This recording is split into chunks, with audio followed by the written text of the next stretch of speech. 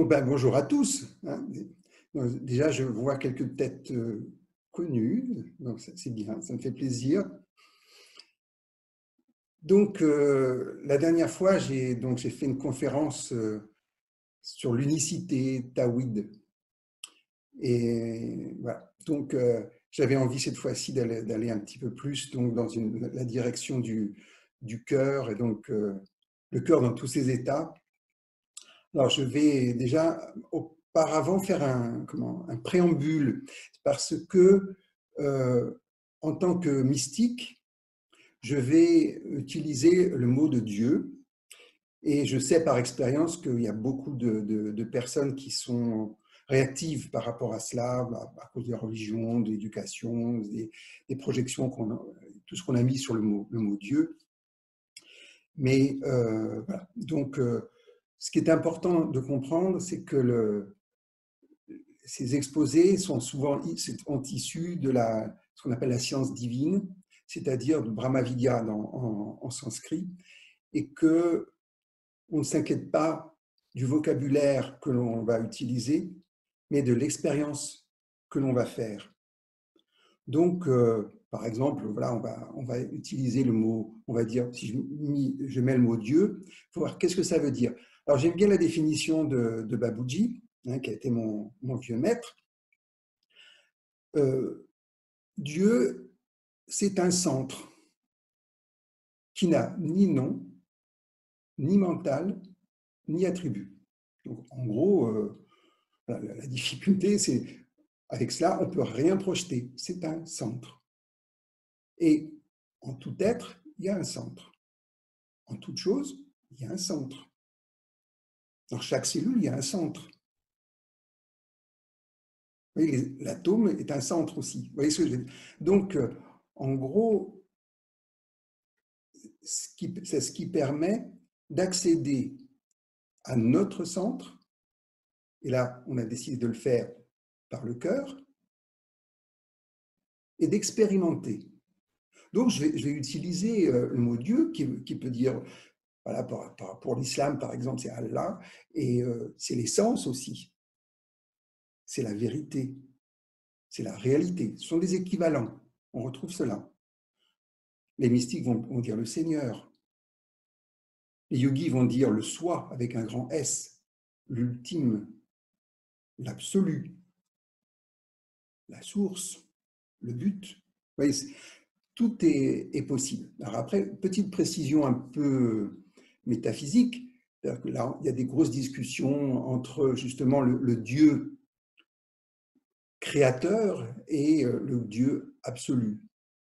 Donc en sanskrit, c'est Saguna, c'est ce Dieu créateur qui est omniprésent, omniscient, omnipotent. Et Nirguna, ce Dieu qui est absolu, qui va être le zéro. Alors que le Dieu créateur est le un. Et le Dieu absolu est le zéro. Et qu'est-ce que Dieu? C'est ça, et c'est absolument pas ça non plus, nous diront tous les connaissants, les gnostiques, mais bon, il faut que nous arrivions à en parler. Alors qui vont dire, non, Dieu c'est le zéro, on ne peut rien dire, c'est ce fameux centre. Oui, mais par où nous l'abordons? On aborde cette dimension, c'est une dimension en nous par le 1.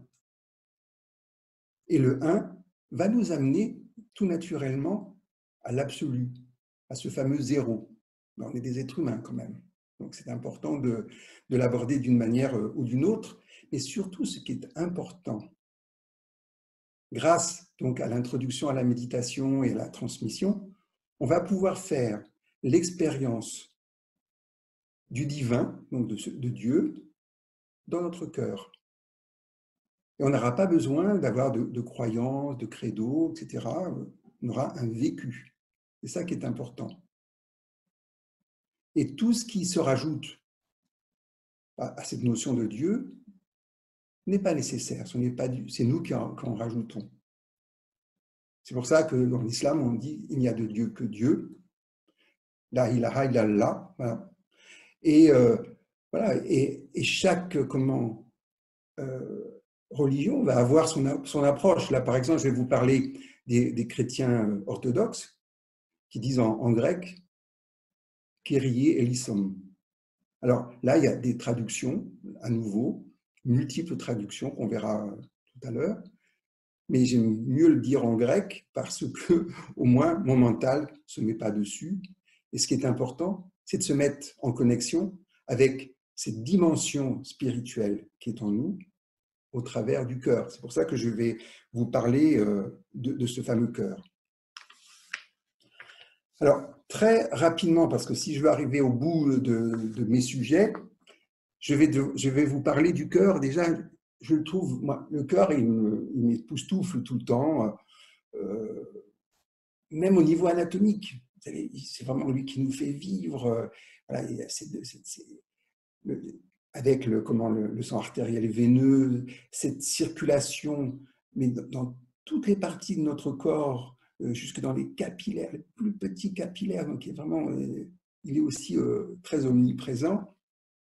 Et on a fait là des découvertes en neurosciences qu'il y avait aussi une intelligence vraiment du cœur. Bon, nous, on connaissait depuis longtemps, même les Chinois, dans les récits de la fleur d'or, bon, parlent du cœur comme intelligence.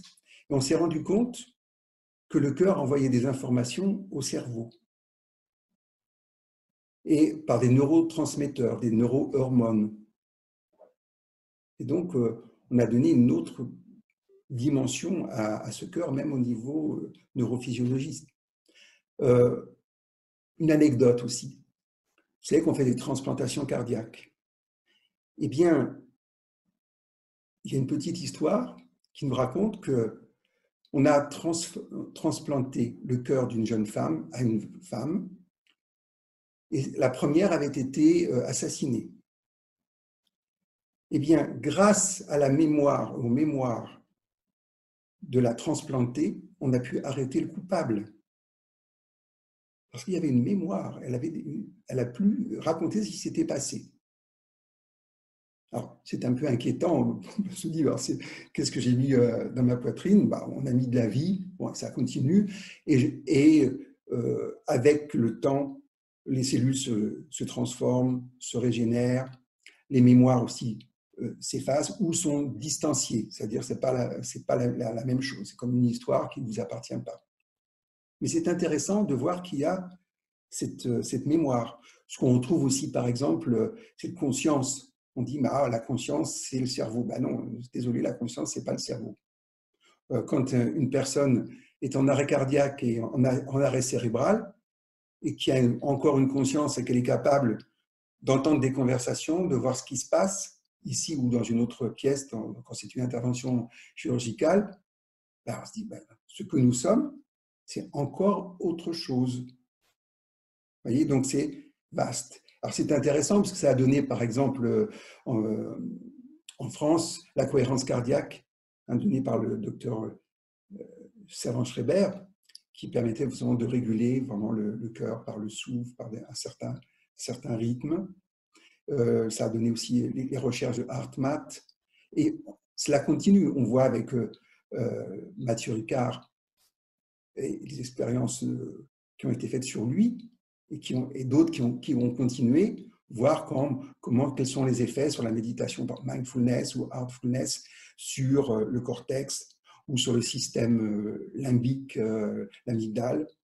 Donc ça, je pense que dans les temps qui vont venir, on va avoir des tas d'informations à ce niveau-là pour nous montrer le côté magnifique de ce cœur et de ses possibilités multiples. Donc, je vais aussi passer très rapidement par rapport à la médecine chinoise. En médecine chinoise, on parle du cœur comme chêne. Est-ce que je l'ai quelque... S-H-E-N. Et les Chinois sont très précis. Il y a le cœur physique qu'on appelle Xin et Shen, qu'on traduit par esprit ou énergie organisatrice. Ça veut dire que là, à nouveau, même en physiologie et en physiologie énergétique, le cœur est encore au centre et va distribuer à la fois le sang, l'énergie, mais aussi va commander toutes les émotions, les sentiments. Donc on retrouve les 5 émotions, les 5 sentiments, parce que bon, ça fait partie aussi de la médecine chinoise qui parle des 5 éléments et qui rattache aussi 5 émotions qui sont gouvernées par chaîne, l'esprit. Et en même temps, on ne fait plus cette distinction entre le corps et l'énergie. Le cœur va commander, diriger, harmoniser tous ces aspects. Donc la régulation du cœur est importante au niveau physiologique, au niveau de la santé, mais aussi de la santé mentale et émotionnelle. Donc, il y a toutes des techniques pour travailler à ce niveau, mais j'avais décidé donc de passer très, très rapidement sur le sujet. Ce sont des évocations. Et puis, on arrive au cœur qui me passionne. C'est le cœur, comme nous l'avons vu donc la dernière fois dans la conférence Taoïd, les niveaux du cœur. Donc, il y a pour moi 3 niveaux du cœur. Le premier, c'est le niveau spirituel du cœur, qui relie à l'âme, à ce que nous sommes réellement. Et puis, il y a un deuxième niveau, qui est le niveau de la profondeur du cœur, donc de là où nous sommes en contact avec notre maître intérieur. Et quand nous avons un maître, ce maître intérieur est en contact avec le maître extérieur qui nous instruit, qui nous guide et qui nous apprend donc à réaliser notre union, notre unicité, voilà, par rapport, parce que c'est du heartfulness, c'est du Raja Yoga. Hein. Donc, nous faisons du yoga, donc nous apprenons à réaliser le soi, à faire, en tant que mystique, l'union avec le divin, avec Dieu, en soi. Donc là encore, qu'importe le vocabulaire qu'on va utiliser, on va avoir accès à cette réalité. Et bien, pour avoir accès à la réalité qu'on va appeler Dieu, c'est carrément la grande profondeur du cœur qu'on appelle le Dieu, l'essence ou la réalité. Et c'est très intéressant parce que en fonction des niveaux, le premier niveau, nous sommes dans la dualité. C'est normal dans la manifestation, c'est le yin-yang, donc on a besoin de cette dualité. On n'a pas besoin des duels pour vivre dans la dualité. Et qu'est-ce que nous cherchons à faire? C'est à vivre en unité, en union avec nous-mêmes, en unicité. Et pour ça, il faut arriver à gagner le deuxième niveau du cœur, celui dont j'ai parlé, donc du maître intérieur, et donc d'arriver à vivre à partir de l'unicité, de l'union, dans la dualité. C'est ce qu'amène la méditation. Parce que la méditation en soi ne va pas permettre, on va dire, de réaliser le divin ou le soi.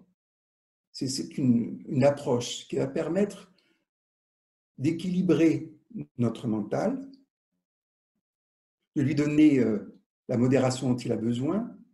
Le résultat, c'est aussi l'équanimité, c'est une façon de voir la vie de manière sereine, paisible. Et grâce à cela, d'orienter notre esprit, donc notre mental, dans la profondeur du cœur, et comme vous l'avez fait avec l'expérimentation d'Heartfulness, car je crois que les plus récents d'entre vous ont fait au moins 15 jours, je crois, d'expérimentation, et d'autres plusieurs mois. On vous propose de vous laisser absorber par la lumière divine dans votre cœur. Divine, ça veut dire essence, donc l'essence de ce que vous êtes, et de voir ce que ça donne. Je pense que vous l'avez déjà expérimenté.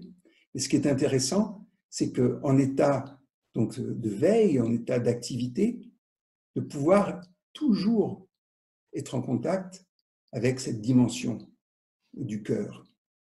Donc, il faut arriver à le faire sien, arriver à ce que quand nous fermons les yeux ou quand nous avons les yeux ouverts, que nous soyons centrés sur le cœur. Oui, on retrouve l'idée de centre. Et le centre est immobile. C'est silencieux. Et à partir de là, nous sommes en activité. Nous vivons. C'est l'image de la roue. Le centre de la roue est immobile. Et la périphérie, voilà, ça avance, ça progresse, ça peut donner une bicyclette, par exemple. Alors, quelle est la réalité? La réalité pour nous, ce sont les deux. C'est à la fois le mouvement qui est dans la dualité, le yin-yang, et l'immobilité qui est notre centre. Donc, toutes les méditations vous proposent d'être centré, donc immobile. Ça, on va venir ça, on va découvrir un petit peu plus cela après. Donc, c'est assez pratique, mais c'est aussi un entraînement. Parce qu'on n'arrive pas forcément à être centré, donc ça veut dire dans la verticale, en présence et dans l'instant. Et donc, le travail d'Artfulness, c'est de nous amener à découvrir notre dimension intérieure et notre chemin de vie, car chacun a son chemin de vie et il est unique. Même si les méthodes sont généralisées, mais notre chemin est unique. Donc, il faut arriver à aller en soi et découvrir nos profondeurs. Et qu'est-ce que ça donne dans un premier temps? Un état d'équilibre et de paix intérieure. Et quand vous avez cette paix intérieure, il y a un état qui est appelé en yoga le contentement. Donc nous verrons aussi cet aspect-là plus tard, à la fin de mon intervention. Et c'est intéressant parce que on va aborder la vie et ses multiples problèmes, parce qu'on en a tous beaucoup, d'une manière sereine. Et on va pouvoir utiliser ce fameux deuxième niveau du cœur, que j'ai appelé aussi le maître intérieur, pour trouver des solutions. Savoir ce qui est juste ou faux. Ça, on a toujours cette connaissance. Quand c'est juste ou faux, nous le savons par le cœur. C'est là la différence qu'il y a entre le cœur et le mental. Le cœur est vraiment le maître. Et le mental va permettre l'application. On a tellement d'applications au niveau computer dans notre cerveau, on a tellement d'informations qu'il y a une confusion. Parce que le mental, il est lié au vent, on dit que c'est le singe fou, il va dans tous les sens. Alors, il est magnifique, c'est intéressant, mais il faut qu'il soit régulé. C'est pour ça, par exemple, dans le yoga, on donne l'exemple de la Bhagavad Gita, du char qui est conduit par Lord Krishna pour que Arjuna aille à la bataille de Kurukshetra. D'accord? Donc, le maître intérieur est représenté par Lord Krishna, qui conduit le char qui est le véhicule. Les chevaux, ce sont les sens, et vous avez les rênes, voilà, qui permettent de les contrôler. Et puis, vous avez celui qui va combattre, donc qui va vivre. Donc, c'est Arjuna. Et là, il est dans une problématique, il n'a pas envie de se battre, même si c'est un guerrier, voilà, il n'a pas envie. Et donc, la Bhagavad Gita, c'est toute cette révélation déjà de ce qu'il est, la découverte de son maître intérieur au travers du Seigneur Krishna, et puis cette problématique qu'il a de combattre, par exemple, ses maîtres, ses oncles qu'il aime beaucoup, et qui sont dans le mauvais camp, malheureusement, et puis ses cousins, qui sont les Kauravas, qui sont les tendances, les 100 tendances qu'il y a en nous. Et voilà, donc ça, il va devoir les combattre lui-même, il ne peut pas faire autrement. Donc ça, c'est une métaphore, c'est intéressant de voir qui nous guide intérieurement. Et bien, la proposition, c'est le cœur. Par quel cœur? Un cœur purifié, illuminé, parce que autour de ce fameux cœur, il y a des tas d'enveloppes d'illusions qui ont été mises, et Babuji en a parlé, il y a et c'est une métaphore, 5 enveloppes de maya, d'illusions. Donc, il y en a beaucoup plus. On parle des fois de milliers d'enveloppes. Tout ce que nous avons créé, tout ce que la société a mis, tout ce que l'éducation a mis, qui fait qu'on n'a pas vraiment accès à notre cœur. Et c'est pour ça que nous faisons la technique de purification, donc de nettoyage, pour lui rendre son état originel et pour que réellement on puisse se référer, se fier au cœur, mais à la profondeur du cœur, c'est-à-dire au deuxième niveau qui va nous guider, qui est le maître intérieur, qui nous dira ce qui est juste ou pas de faire. Donc là, on gagne de la confiance quand on sait ce qu'on a à faire ou pas. Et en même temps, ce deuxième niveau est relié à ce qu'on a appelé la région cosmique, donc qui est située ici au niveau des centres subtils des chakras, et qui va nous permettre d'accéder au mental universel, ou du mental cosmique. Et on va pouvoir piocher des informations. Comment? D'une manière intuitive. Vous savez, même les plus grands chercheurs, bon, ils ont beaucoup travaillé, la connaissance, et puis d'un seul coup, ils ont une intuition. Eureka, j'ai trouvé. Et hop, ils reçoivent une pomme sur la tête. Mais souvent, les chercheurs reçoivent de quelque part, donc de ce niveau d'intuition, Albert Einstein en a parlé, des révélations, des vérités. Et leur connaissance leur permet de le reconnaître et de développer après. Donc c'est dans ce sens-là où l'intelligence, la connaissance, la raison ont leur place. Mais dans un deuxième temps. Donc vous allez avoir des intuitions, des révélations, et on a parlé la dernière fois,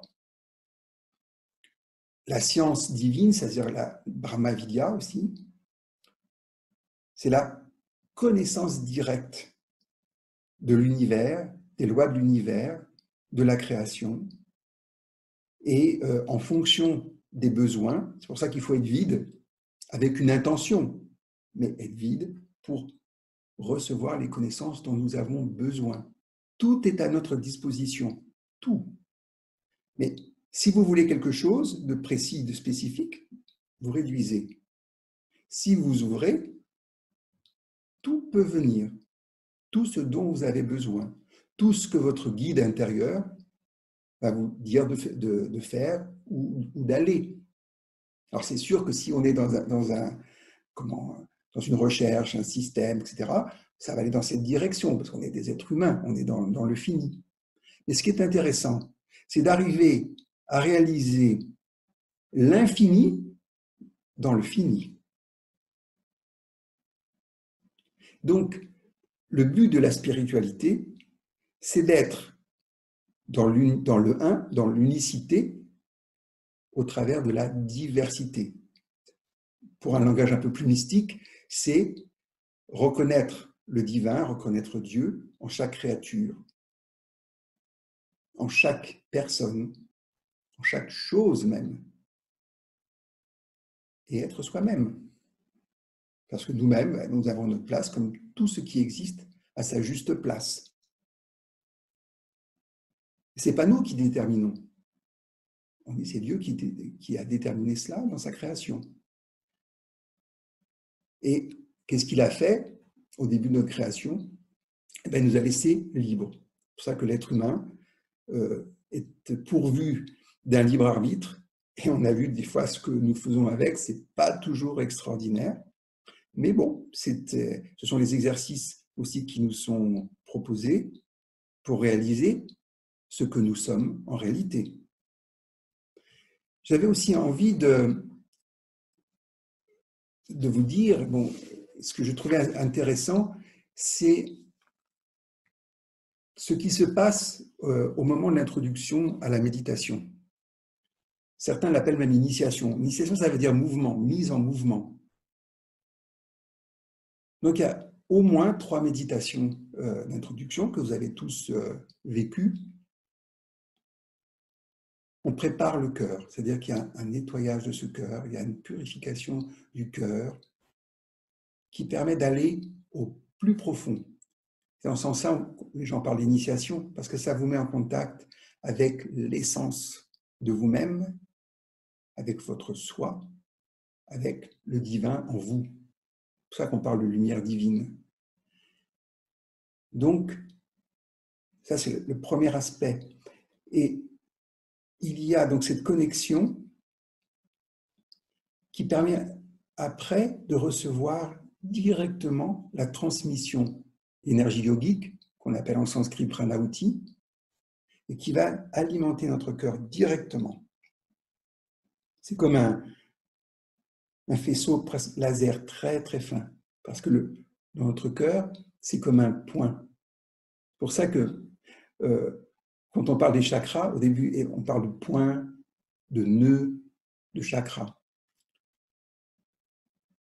Ce qui est étonnant, c'est qu'on peut dire que Dieu, à l'origine, il est comme une singularité en nous. Il est un point qui n'a ni espace, ni temps, ni dimension, on va dire.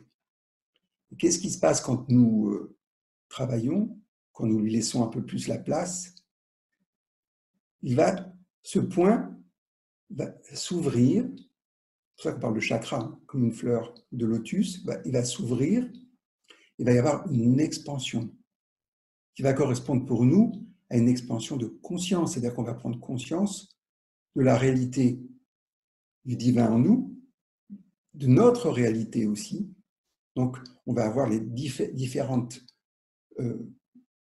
dimensions de conscience, différents aspects de la conscience qui vont se révéler à nous par l'intérieur. Et il y a une chose que je trouve magnifique qui est faite, c'est que dans le nettoyage, la première chose que nous nettoyons, c'est le samskara, donc la tendance à la peur. Parce que la peur empêche de bien vivre. La peur empêche d'accéder à l'amour en nous et à l'amour dans la vie. Donc ça, c'est aussi nettoyer. Donc il y a cette connexion qu'on dit du cœur du méditant au cœur du maître pour recevoir cette fameuse transmission. Ça, je trouvais ça assez intéressant. Après, ce que j'ai pu observer, c'était qu'il fallait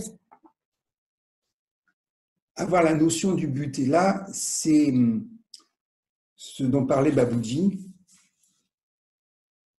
Il disait, fixez votre but, dans la troisième maxime, fixez votre but, qui est l'union complète avec Dieu. Et j'insiste sur le mot complet. Complet, ça veut dire qu'à la fois, il y a le 1 et le 0. Il y a le divin, le Dieu que nous permet de rencontrer l'union, et celle du 0 absolu, là dont on ne peut pas parler. C'est cela. Mais il a dit, c'est très important, et ça j'ai vu ça surtout sur des gens qui méditent depuis longtemps. Ils perdent le sens du but. Donc, il n'y a plus cette force, il n'y a plus cet enthousiasme du début, il n'y a plus cette volonté d'aller dans une direction. Donc, c'est important, tant que cette union n'a pas été faite, de faire cet effort. C'est pour ça que dans le Raja Yoga que nous pratiquons, le Heartfulness, on propose de méditer vraiment régulièrement, de faire le nettoyage régulièrement et de faire des micro-pratiques qui sont vraiment excellentes pour installer cela, installer cette dimension. Ça demande beaucoup d'efforts, ça demande de la pratique, jusqu'au moment où nous aurons le libre accès au deuxième niveau du cœur, qui est cette dimension cosmique en nous, que certains appellent le royaume de Dieu. Et à ce moment-là, le travail est complètement différent. On parle de faire un effort sans effort. Là, c'est comme quand, moi j'aime bien l'image, c'est de la particule, une particule qu'on envoie dans un vide absolu, eh bien elle va à l'infini. Donc il n'y a pas de frottement. Donc l'énergie initiale est suffisante pour que la particule aille à l'infini. Et c'est là où il y a l'effort sans effort à faire. Et nous l'avons vu donc la dernière fois, Babuji a parlé à ce moment-là de qu'il y a 11 cercles de l'ego, donc de l'ego, qui peut empêcher de laisser la place au divin, à Dieu en nous. Donc là encore, il y a des étapes, mais elles se font. Donc c'est là où il faut avoir plus d'humilité, d'abandon et de se laisser faire. Donc on se laisse faire par quoi? Par ce deuxième niveau du cœur. Alors vous me direz, il ne parle pas du troisième. Ah, le troisième, il est extraordinaire, mais il est vraiment difficile, sauf pour des Raja Yogis, des méditants très expérimentés, de le vivre les yeux fermés, parce que ce sont des niveaux d'absorption, de samadhi, où dans le premier, on se perd complètement et on a conscience de soi, mais on s'oublie totalement. Deuxième niveau de samadhi,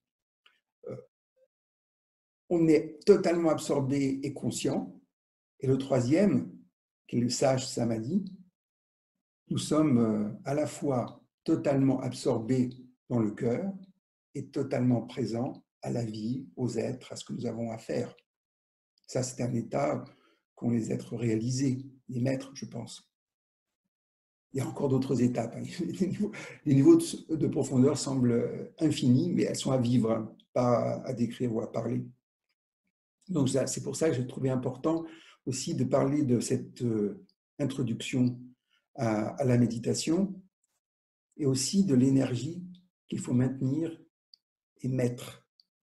Je pense que cette énergie, elle doit être maintenue principalement dans la région du cœur. Vous savez, on a parlé des 5 points du cœur, de la région du cœur.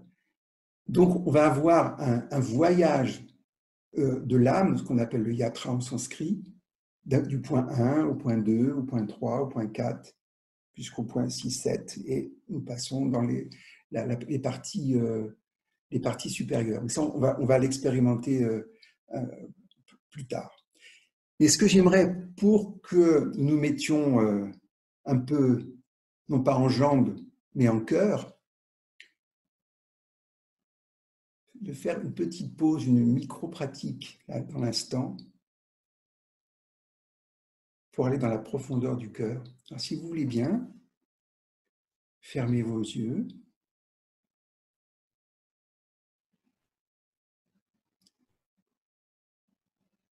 Portez votre attention vers votre cœur.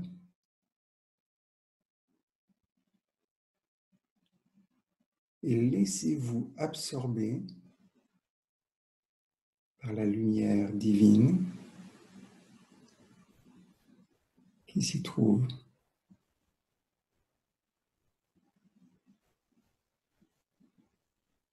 Prenez conscience du premier niveau.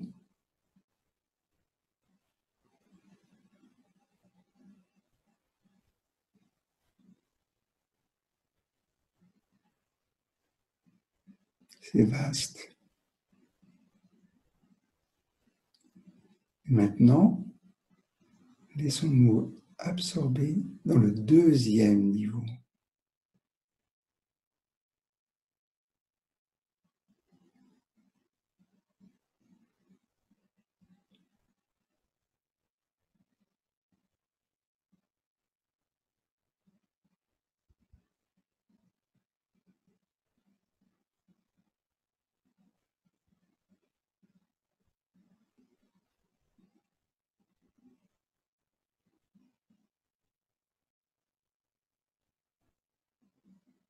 Et maintenant,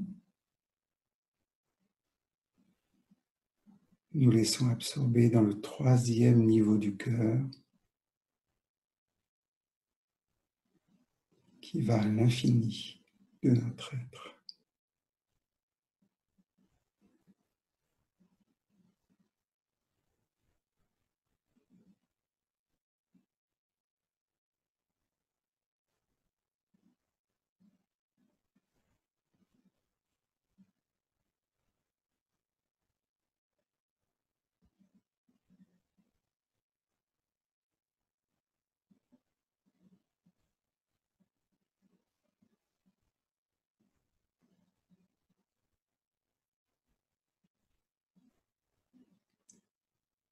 tout doucement, je vais revenir en surface, tout en gardant un contact avec la profondeur de mon cœur.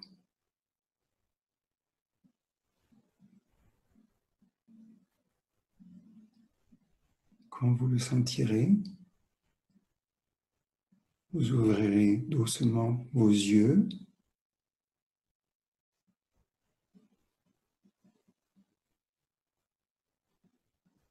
en contact avec la profondeur du cœur.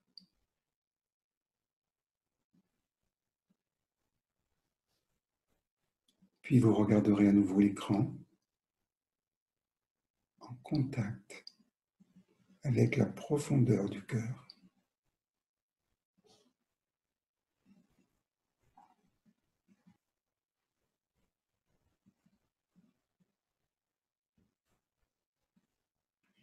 Donc, comme nous sommes à la journée internationale du yoga demain, aujourd'hui et demain, donc je ne pouvais pas faire autrement que de vous parler du chakra du cœur, Anahata Chakra. Il fait partie d'un ensemble de 7 chakras. Et comme vous le voyez, il est au centre, dans la poitrine, en vert. Il fait le lien avec la partie inférieure, les 3 chakras inférieurs, chakra racine, sacré et solaire, Muladhara, Svadhisthana et Manipura, et les 3 supérieurs, qui sont la gorge, le 3e œil, la couronne, donc qui sont la gorge Vishuddha, Ajna Chakra pour le 3e œil, et Sahasrara Valkamal, le chakra couronne. Et c'est avec ce chakra couronne, quand il est pleinement déployé, que l'on dit qu'on a fait notre réalisation du soi, notre union avec Dieu. Donc, en général, dans le yoga, c'est le maximum. Dans le Raja Yoga, bon, les maîtres du Raja Yoga ont été plus loin pour aller vers cet aspect dont je vous ai parlé, de l'aspect absolu, qui est à la fois la source et le but. Donc là, on va revenir sur le symbole de Anahata Chakra. Alors comment? Alors oui, ce qui est important aussi de dire, c'est que ce sont des chakras constitutifs. On dit que quand on vient, on s'incarne, on vient dans ce monde, voilà, on commence par l'esprit le plus subtil et on s'incarne, on va passer au travers des chakras qui sont aussi liés aux éléments. Et le dernier, Muladhara, est lié à la terre. C'est le chakra de la terre. Donc,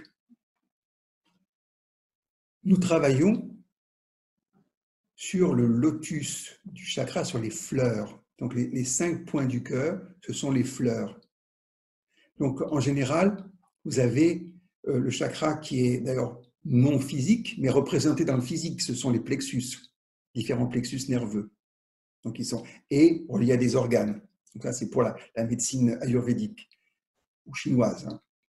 Mais vous avez donc des dimensions subtiles du chakra.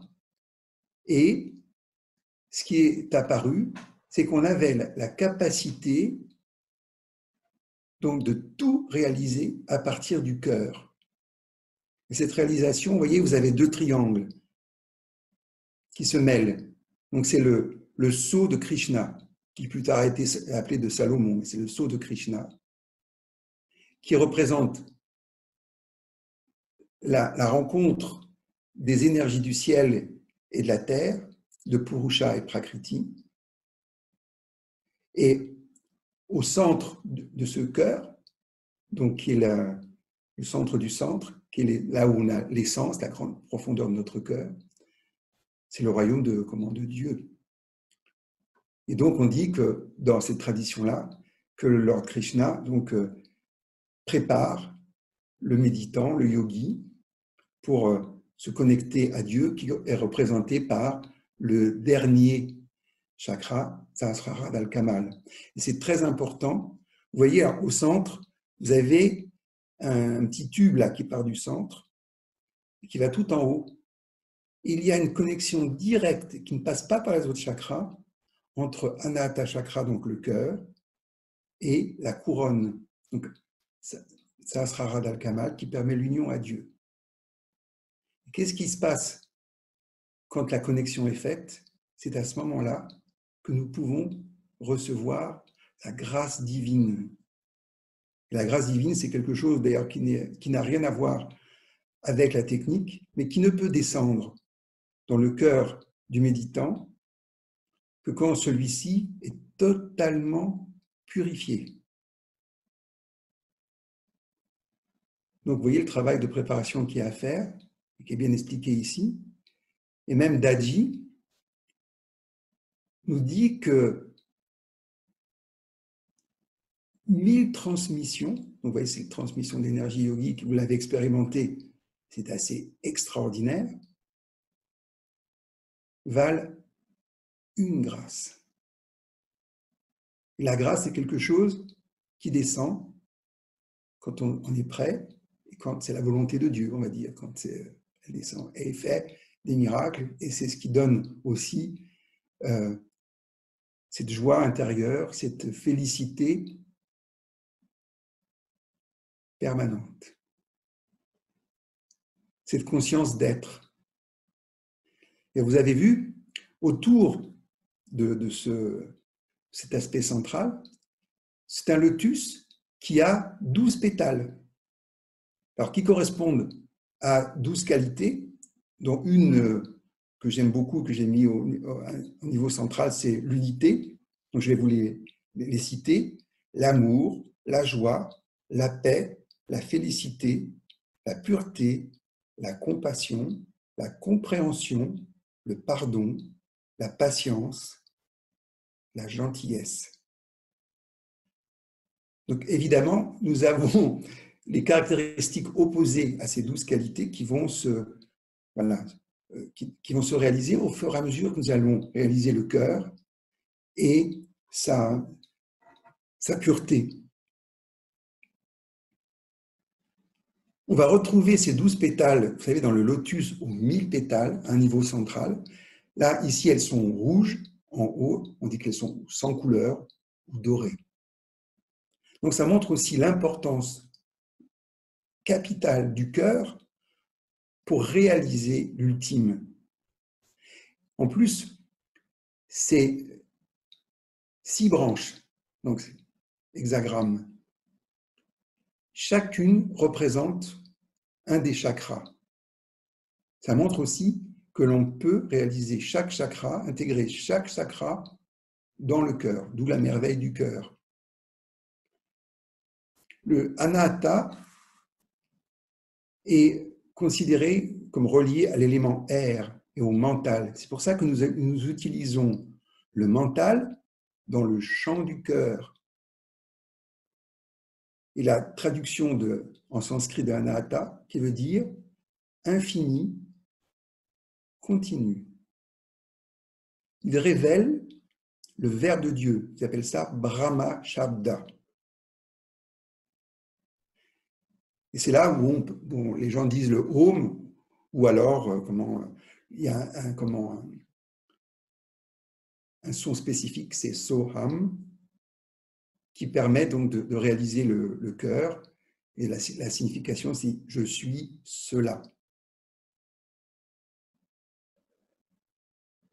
Donc, et ce que je trouve encore extraordinaire, c'est que le son émis par le cœur, c'est un son sans percussion, un son sans son. Donc, vous voyez, c'est normal, si on va dans la grande profondeur du cœur, le verbe, le logos de Dieu, il n'est pas audible d'une manière humaine avec l'oreille, même si on dit le Om, bon, Om, c'est magnifique, ça donne un accès, mais il faudrait faire comme pour la prière, on avait parlé de la prière, le dhikr, émis par Ghazali.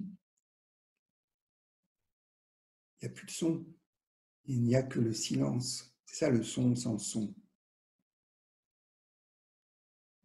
C'est ce qu'on peut apprécier, parce que souvent on se dit, mais comment ça se passe à l'intérieur? Eh bien, on peut apprécier la qualité de profondeur à notre silence intérieur. On peut apprécier la qualité de l'audience à la qualité de silence de l'ensemble. C'est pour ça que Babuji disait que le silence est le langage de Dieu. C'est pour ça qu'en méditation, nous faisons silence pour être réceptifs, pour écouter. Il est dit encore que quand nous prions, nous nous adressons à Dieu. Et quand nous méditons, nous écoutons Dieu.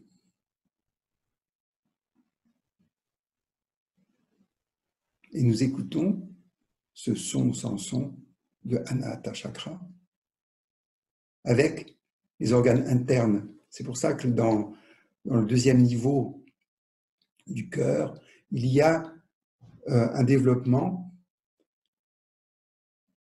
de la clairaudience et de la clairvoyance. On avait parlé de Shahid la fois dernière, c'est-à-dire à la fois développer la vision intérieure et l'écoute intérieure. Donc c'est une des choses qui se révèle de lui-même dans la pratique de la méditation du cœur.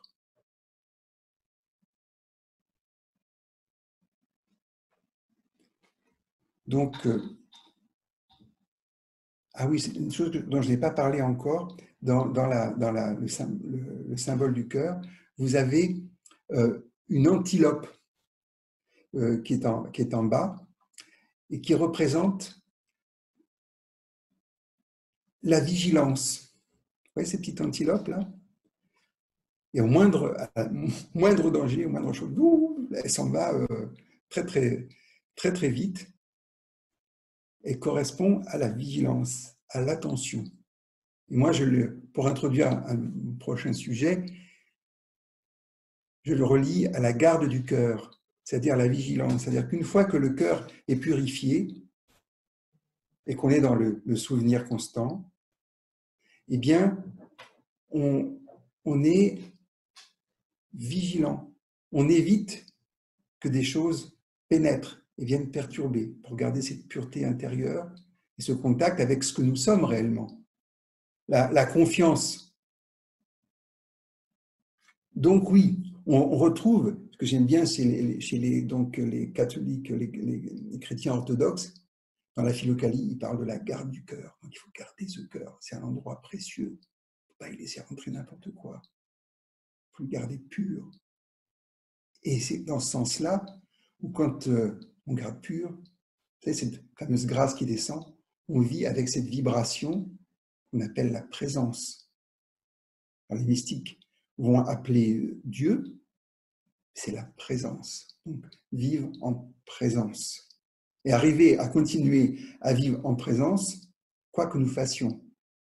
Alors, on s'entraîne, c'est beaucoup plus facile de le faire avec la méditation, parce que voilà, là, les sens sont retirés. C'est là, journée du yoga, Ashtanga Yoga, il y a le retrait des sens, pratyahara. Ils sont tournés vers l'intérieur. On porte l'attention, donc c'est la concentration, mais l'attention sur le cœur. D'accord? On est immobile, asana, on a une posture impeccable. Yama, Niyama, il n'y a pas de problème, là, ils sont en dehors. On n'a pas besoin de s'en préoccuper dans le moment. Et ce qu'on appelle pranayama, il n'y a pas besoin de faire des exercices respiratoires. Parce que vous savez, souvent dans la méditation, on vous propose de respirer ou de faire des rétentions ou de faire des respirations spécifiques pour pouvoir mieux méditer. C'est vrai, ça marche C'est-à-dire que si vous avez l'agitation mentale, observez votre respiration sans la changer. Vraiment, ça régule beaucoup. Alors, j'aime cette... Il y avait dans les réseaux sociaux un jeune bouddhiste tibétain qui explique comment réguler le mental et surtout l'ego. Et j'ai trouvé magnifique. Il disait, oh, c'est très simple. Breathe in, breathe out. Breathe in, breathe out. Et il avait un magnifique sourire en disant, ouais, il n'y a pas de problème. La seule chose qu'il n'a pas dit, c'est qu'il a médité pendant des années pour arriver à ce calme. Mais surtout, moi, ce que je trouve extraordinaire, qu'on retrouve d'ailleurs chez pas mal de bouddhistes, c'est à la fois, vous savez, ils ont une assise, une sérénité et une joie intérieure. On le retrouve dans les entretiens du Dalai Lama, par exemple. Il est toujours joyeux. Ils sont comme des enfants. Et ça, pour moi, c'est le signe qu'ils ont été dans la profondeur de leur être et qu'ils ont découvert ces dimensions dont on a parlé. Parce qu'il y a une joie intérieure, il y a cette paix, mais il y a une joie aussi intérieure qui est là.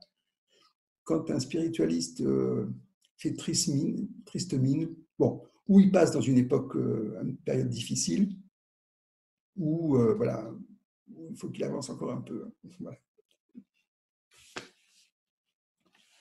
Donc le prochain sujet qui m'intéresse, c'est donc la méditation du cœur, mais suivant la méditation hésychiaste, qui est la méditation des chrétiens orthodoxes, notamment grecs, et en lien avec le mont Athos. Et là, j'avais trouvé vraiment quelque chose d'assez magnifique, et je vous donnerai les références à la fin de mon intervention, comme j'ai fait la dernière fois, différents livres qui m'ont servi. C'est, bon, vous avez un jeune qui vient voir le père Séraphin et qui lui dit, voilà, j'aimerais connaître la prière de Jésus.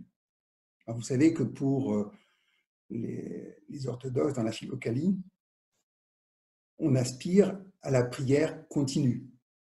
Donc ça, c'est le souvenir constant. Et arriver à la prière, c'est-à-dire que vous avez commencé par la prière, comme je vous disais, Kyrie eleison. Alors, il y a plusieurs traductions. C'est Seigneur, prends pitié, ou Seigneur, viens en moi. Et ou celle de, moi, j'aime bien de saint Thomas, c'est mon Seigneur, mon Dieu. Voilà. Donc, on garde Kyrie eleison. C'est plus facile. Au début, on le dit, voilà, on le dit à haute voix, comme dans toute chose. On a des chapelets, on en fait des milliers, parce que voilà, on va être constamment en présence de Dieu ou de Jésus. Et puis après, on dit, mais non, mais cette prière, il faut la faire dans le cœur. Alors bon, quoi? La personne le fait dans le cœur. Et puis après, on dit, mais non, mais elle doit se faire toute seule. Elle se fait toute seule. Et après, elle est silence. C'est ce fameux langage de Dieu. Et c'est là où la présence est là. On est en présence. Et alors, donc, ce jeune homme va rencontrer le père Séraphin. Et puis,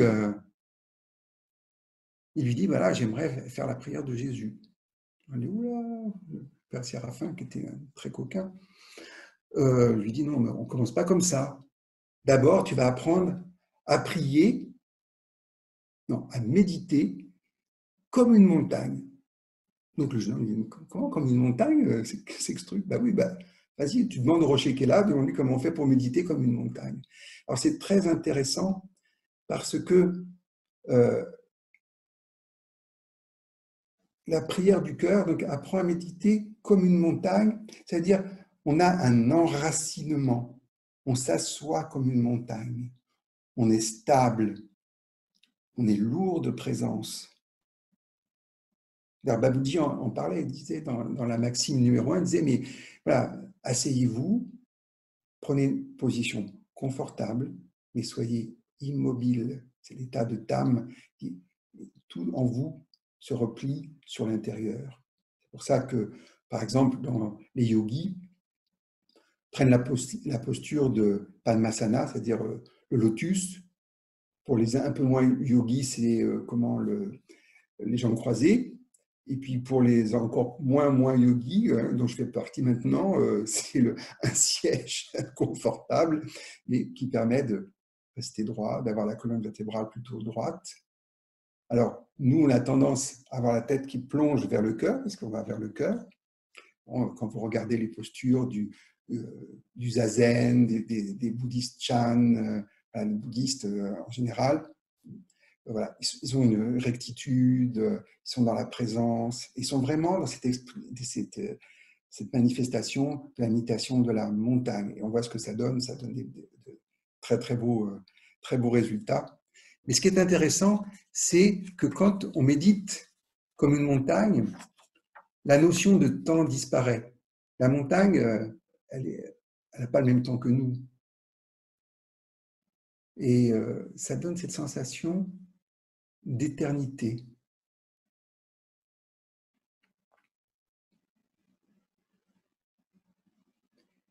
Et cette posture, cette position, cette façon de méditer nous apprend à être, tout simplement. Vous savez ce qu'on dit de Dieu? Dieu est simple, il est. On l'a vu tout à l'heure, il est au centre de toute chose, même de la cellule. Et donc, méditer comme une montagne, c'est modifier le rythme de ses pensées, plus de jugement. Et la montagne permet que tout existe sur elle, sans rien dire. Donc, l'enracinement, c'est atteindre la stabilité des montagnes, mais son but n'est pas de faire de toi une souche morte, mais un homme vivant, dit Séraphin, une fois que le jeune homme a réussi à atteindre cette méditation de la montagne. Il dit maintenant, tu vas apprendre à méditer comme un coquelicot, mais sans oublier la montagne. Donc le coquelicot se tourne vers le soleil, il se tourne vers la lumière, au plus profond de notre être. Il a une tige toute droite, très souple, qui va varier en fonction du vent. Et qu'est-ce que nous enseigne le coquelicot? La fugacité, la fragilité, qui entraîne une très grande humilité. Le coquelicot nous apprend à fleurir, puis à faner.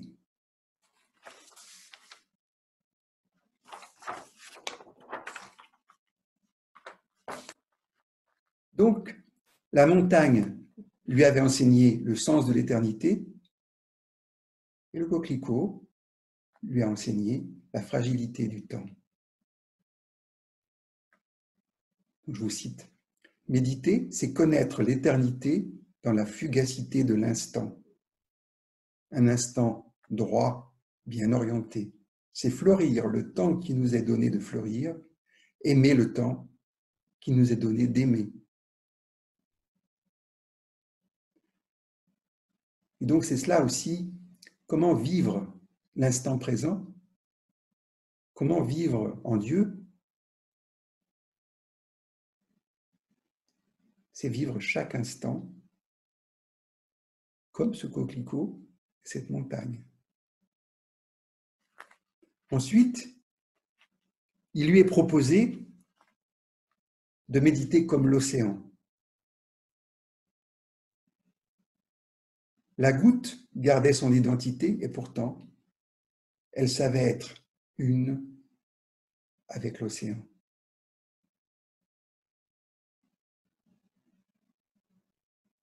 Donc l'océan représente vraiment l'unicité, nous avons vu la dernière fois. Et ce que nous sommes, c'est le côté un peu éphémère, sont les vagues. Et nous nous identifions à la vague. Ah, moi, je suis une grande vague, je suis une vague qui a démarré de très loin. Les gens font du surf sur moi, etc., etc.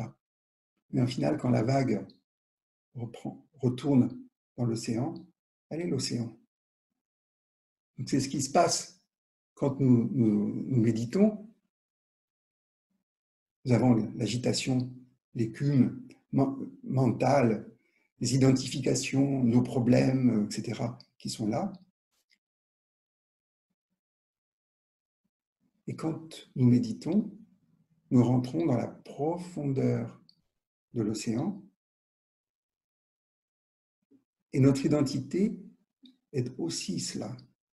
C'est cela. Et ça aussi, comme intérêt, c'est qu'il y a moins de vagues. On vous a donné dans les techniques Heartfulness, les micro-techniques, justement, d'arriver à se rendre compte que voilà, il y a les vagues en surface et puis entrer dans la profondeur de l'océan pour pouvoir méditer. Après, la difficulté avec cette idée de vague, c'est tellement éphémère qu'on a du mal à s'identifier. Donc, c'est pour ça que j'ai écrit un texte sur la rivière et l'océan, qui permet de comprendre qu'à un moment donné, voilà, il y a une belle phrase qui dit « Quand la rivière se jette dans l'océan, elle perd son nom. » D'accord? Donc, elle s'est unie à l'océan. Mais la rivière, elle continue à couler. Son chemin, elle fait ce qu'elle fait. Bon, je ne vais pas le décrire. Et qu'est-ce qui se passe? La conscience est différente. Là encore, on parle des niveaux de conscience, de l'expansion de conscience. Quand votre conscience est océanique, même quand vous coulez dans votre rivière, vous êtes l'océan, vous êtes l'eau. Alors que nous, on s'identifie à notre âge, où on en est, au début de la rivière ou au delta, ou à ce qu'on fait, aux terres qu'on va irriguer, à nos actions, etc. Oui, ça continue à être. C'est pour ça qu'on est à la fois dans la conscience de l'océan et dans notre vie. Sauf que l'identification se fait à l'océan et c'est l'océan qui agit à ce moment-là. C'est là où on dit, c'est l'unité dans la diversité, c'est Dieu qui agit au travers de nous. En gros, on agit, on fait le plan de Dieu sans le connaître. C'est ça l'intérêt de l'océan. Je ne vais pas continuer longtemps sur l'océan parce que voilà, le temps court. Donc, rentrons en profondeur, il n'y a plus de temps. Alors après, je vais passer rapidement parce qu'il dit qu'il faut méditer comme un oiseau, ce qui permet de dire le nom de Dieu, le fameux Kyrie eleison. Et après, il propose de méditer comme un prophète. C'est-à-dire un prophète, c'est quelqu'un qui s'est effacé pour laisser la place totalement à Dieu. Donc à tout ce travail qui est fait. Et là où je trouve très très intéressant, donc on avait parlé de ça la dernière fois, Pralaya, Fana, Fanal, Fana, etc. Et ils sont en route et ils sont la connexion. C'est pour ça qu'ils sont aussi des guides, les guides des hommes, notre guide intérieur, méditer comme un prophète, c'est-à-dire voilà, retrouver le maître intérieur, le prophète, le messie, qui vous voulez, qui va guider. Et à la fin, le jeune homme, il dit, ben moi je suis venu pour prier comme Jésus. Alors le père Séraphin, ah ben je suis désolé, ça je ne peux pas te l'apprendre. Il n'y a que Dieu qui peut te l'apprendre. À nouveau, on se rend compte que tout ce que nous faisons sont des préparations. Car au final, c'est ce qui est dit par les mystiques, c'est Dieu qui se rencontre en lui-même. Ça, c'est une expérience à faire, mais tout ce que nous faisons est une préparation. Et la révélation vient de l'intérieur. Et comme on l'avait vu la dernière fois, notre nature, notre origine est divine. Donc nous sommes déjà porteurs. C'est ça l'idée de Adam, qui est l'être universel. il a tout ce qui est Dieu, toutes les qualités de Dieu, tous les attributs de Dieu, tous les noms de Dieu, tous les pouvoirs de Dieu, etc., etc. Et ça, c'est révélé que par le divin en nous. Donc,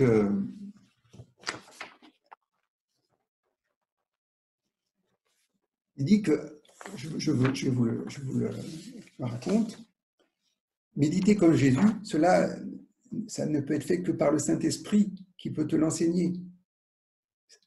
Cela, c'est l'œuvre du Saint-Esprit qui t'amènera tout ce que Jésus a dit. L'évangile deviendra vivant en toi. Il t'apprendra à prier comme il faut. Et dans ce sens-là, là, Jésus représente l'homme cosmique, l'être universel.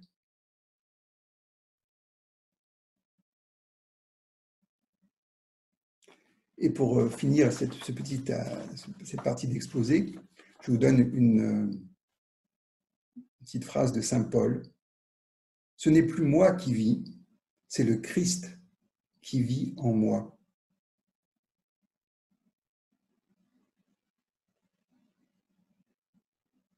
Et quelques années après, donc ce jeune homme dit « J'essayais simplement d'aimer Dieu, instant après instant, et de marcher dans sa présence. »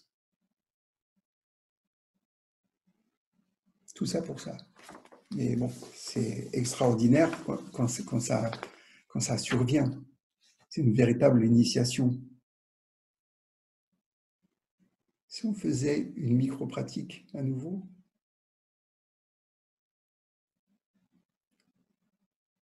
alors, on va fermer les yeux.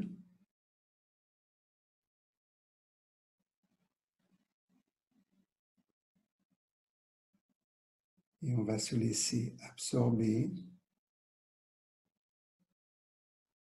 par la lumière divine dans notre cœur. Au plus profond de notre être.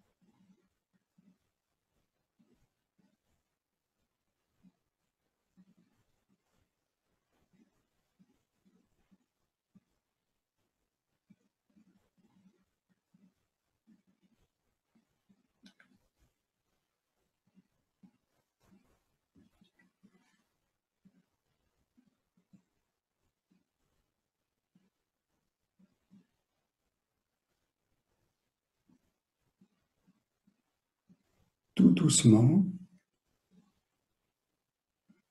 vous allez revenir en surface tout en gardant ce contact avec la grande profondeur de votre être.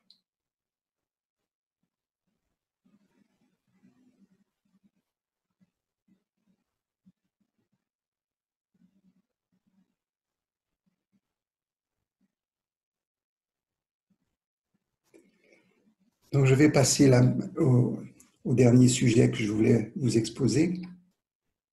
Donc ce sont les points du cœur. C'est dans le cadre de Heartfulness, on nous dit donc la première étape, c'est la pratique, une pratique rigoureuse. Si on veut avoir des résultats journaliers, quasiment permanents, ça demande des efforts.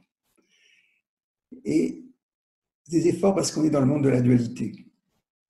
Des efforts parce qu'on a beaucoup de complexité intérieure, beaucoup de tendances, que le cœur, il est couvert de voiles, donc on n'a pas un accès direct. Donc ce qui est intéressant, c'est de voir Au fur et à mesure que l'on va progresser spirituellement, des choses vont apparaître. Et là, on est encore, vous savez que j'adore les paradoxes, on va être dans la connaissance de soi. Ça, c'est la zone du cœur, de la manifestation, qui va permettre la connaissance de soi. Alors que, pour arriver à réaliser l'ultime, il faut pratiquer l'oubli de soi.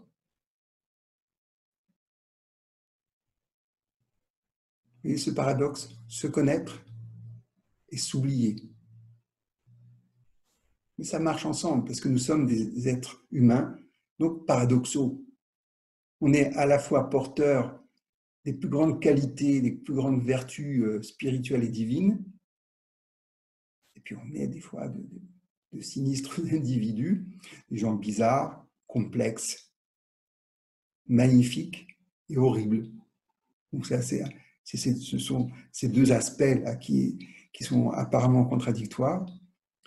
Donc, effectivement, dans la méditation, il y a un travail que nous devons faire par nous-mêmes, c'est le travail sur ce que nous sommes, notre caractère, notre façon de vivre, parce que le divin nous a pourvu du libre arbitre. Donc nous faisons ce que nous voulons de notre vie. Pourquoi nous faisons ce que nous voulons? Il nous a laissé cela pour pouvoir être co-créateur avec lui. C'est-à-dire que la création n'est pas finie, elle est en expansion. Les découvertes se font encore et encore. Et donc, si il nous avait limités, comme on dit, peuvent l'être les anges, par exemple, eh bien, on n'aurait pas cette qualité de co-création avec lui. Et pour que ça ait lieu au mieux, suivant son plan, il faut être connecté à lui. C'est ça qui est intéressant. Sinon, nous sommes dans notre propre création et on voit ce que ça donne sur Terre, sans commentaire. Donc, nous avons le premier point, qui est pour moi le point sur lequel on va méditer, le point de la Terre, le point 1. D'accord? Quand nous allons l'avoir nettoyé comme il faut, purifié, illuminé par la transmission yogique, il va y avoir un sentiment de contentement, plus ou moins permanent. Alors c'est là où on peut s'évaluer et dire où est-ce que j'en suis? Est-ce que je suis dans le contentement?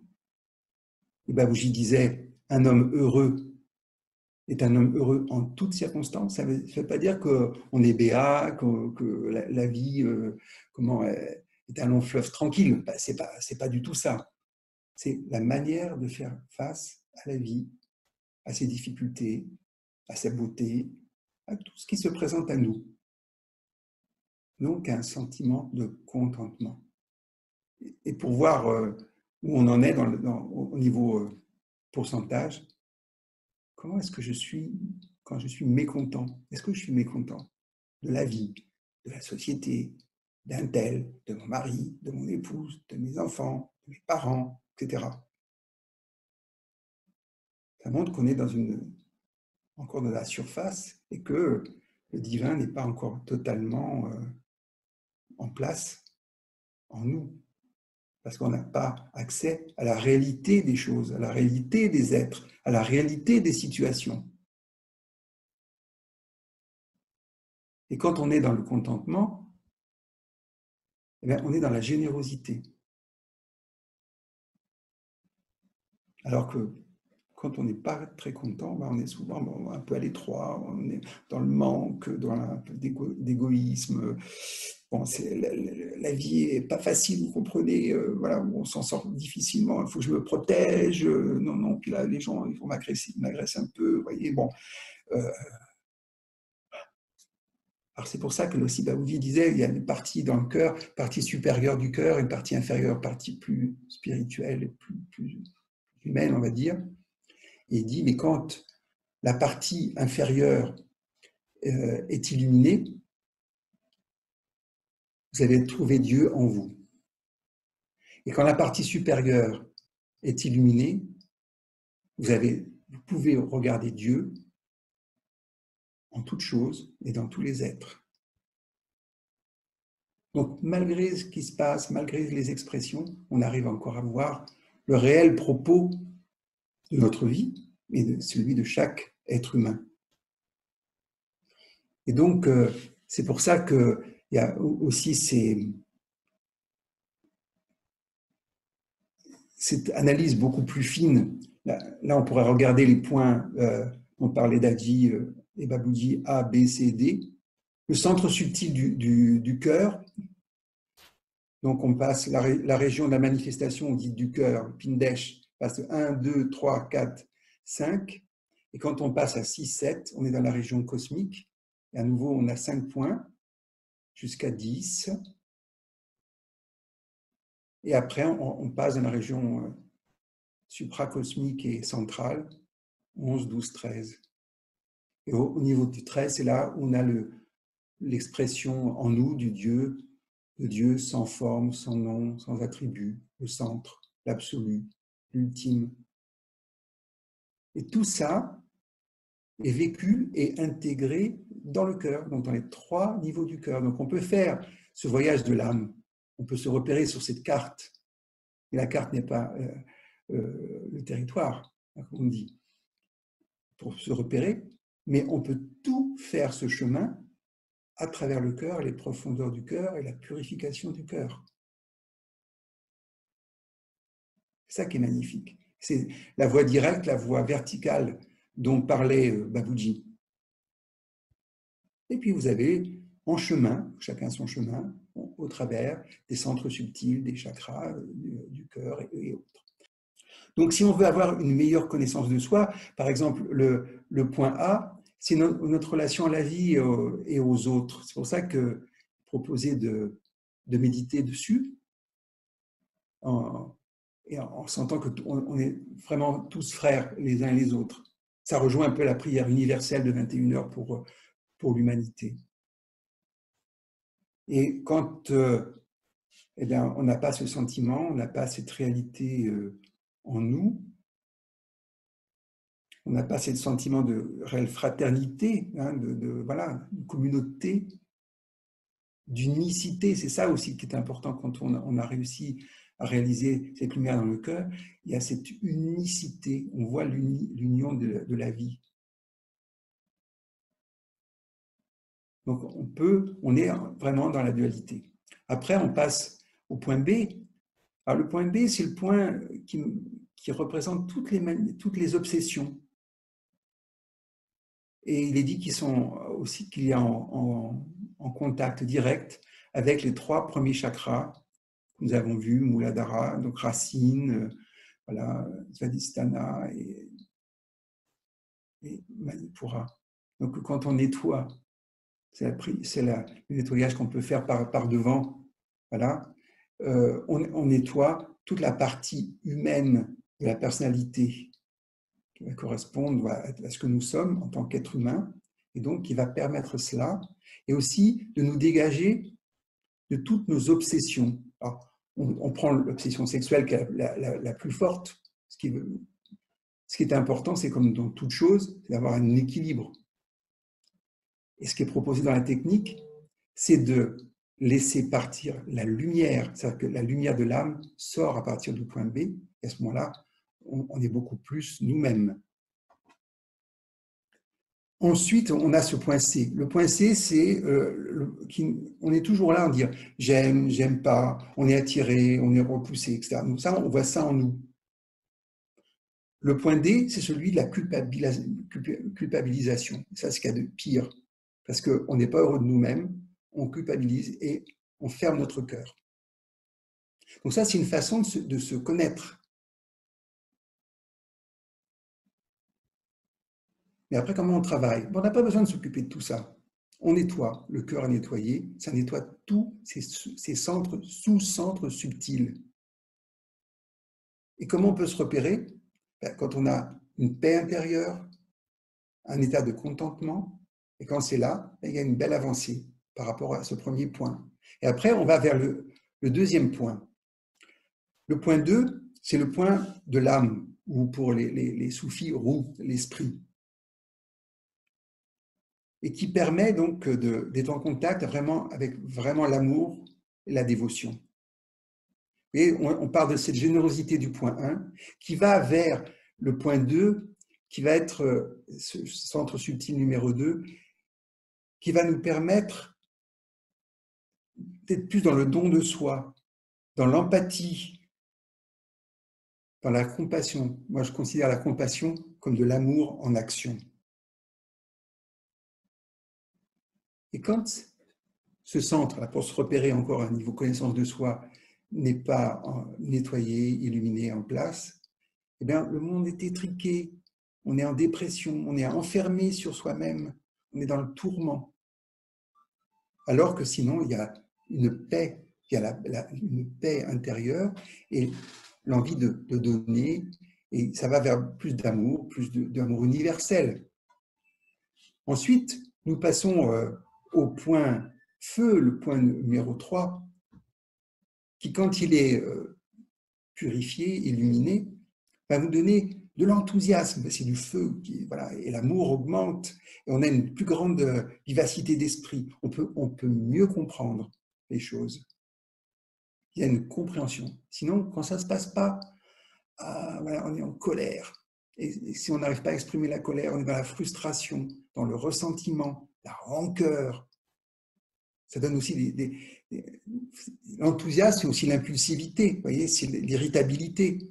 Donc, quand vous voyez quelqu'un d'irritable ou de colérique, pensez que c'est une énergie divine qui est là. Si elle est tournée vers l'enthousiasme. Et l'enthousiasme, ça veut dire en Dieu, in Theos. Donc, c'est le début de la sagesse. On commence à mieux comprendre. Et après, on passe au point 4, qui est lié à l'eau, et qui va donner à la fois courage, sérénité. Et quand on va plonger en profondeur, on va être en contact avec la volonté divine, la foi. Et ce qui va nous donner dans la vie plus de détermination et de confiance en soi. Vous voyez? Et là encore, c'est un point, quand il n'est pas bien nettoyé, qui va manifester la peur par rapport de tout, de soi, de la vie, de l'avancée. On arrive au point 5. Quand il est purifié, on a accès à Viveka, c'est-à-dire le discernement, la clarté d'esprit face à l'illusion. C'est pour ça que ce point 5 est relié au point 10, ou à Sahasrara d'Al-Kamal, c'est-à-dire à la réalisation du soi. Et c'est là où les dernières illusions liées au monde de la manifestation sont dissipées. Donc, vous voyez, ce que je trouve très important, c'est de comprendre que le cœur est un magnifique intégrateur, mais de tous les plans, divins, spirituels, humains. Et comment est-ce qu'on se repère par rapport à ce cœur? Le cœur, il unit, il l'unifie. Et que fait le pauvre petit égo? Il a tendance à se séparer, à se sentir désuni, à exclure, à s'exclure, à se sentir à part, parce qu'il y a de la peur. Donc, ce qui est intéressant, ce que propose donc Heartfulness, c'est d'arriver à ce que l'ego, qui est intéressant parce qu'il utilise la puissance de la volonté, puisse être au service du cœur. Et comment faire? Par l'amour, pour qu'il soit subjugué par l'amour, que l'ego soit subjugué par l'amour, et qu'il devienne à ce moment-là un véritable serviteur qui va permettre de réaliser ce que nous avons à réaliser ici-bas sur Terre, de manière joyeuse, partageuse, extraordinaire. Donc là, il me reste 3 minutes. Donc dans ces 3 minutes, je vais en profiter pour faire ma revue de presse, là. Donc, les méditations comme la montagne, les Icastes, c'est celui-là. Donc, les écrits, les Icastes de Jean-Yves Leloup. Ensuite, un que je vous recommande, qui est facile à lire et qui explique bien la prière permanente, perpétuelle des chrétiens orthodoxes, c'est Récit d'un pèlerin russe. Là, il y a vraiment tout dedans. Et il parle de Siméon, le nouveau théologien que j'adore, qui est vraiment extraordinaire, voilà, comme Séraphin de Sarov. Je ne sais pas s'ils en parlent de Séraphin de Sarov, mais bon, voilà. Et à lire, vraiment. Et puis, donc, il fait référence à la petite Philokalie de la prière du cœur. Ensuite, pour la journée du yoga, vraiment, ce carnet, mais qui est plutôt fait par Daji sur le yoga. Vraiment, il y a tout dedans, les sutras de Patanjali, etc., etc. Vraiment magnifique. Et puis, ça y est, enfin, il est disponible. Heartfulness, donc la pratique, vous avez dit la dernière fois, qui n'était pas encore là, mais on peut l'avoir sur Amazon, sur la FNAC, etc. Et là, il y a tout ce que vous voulez dedans. C'est bien expliqué, ça couvre tous les sujets avec un langage clair, moderne, et voilà, qui va beaucoup plus loin que tout ce que j'ai pu vous exprimer. À très bientôt. Et je vous remercie de votre écoute patiente.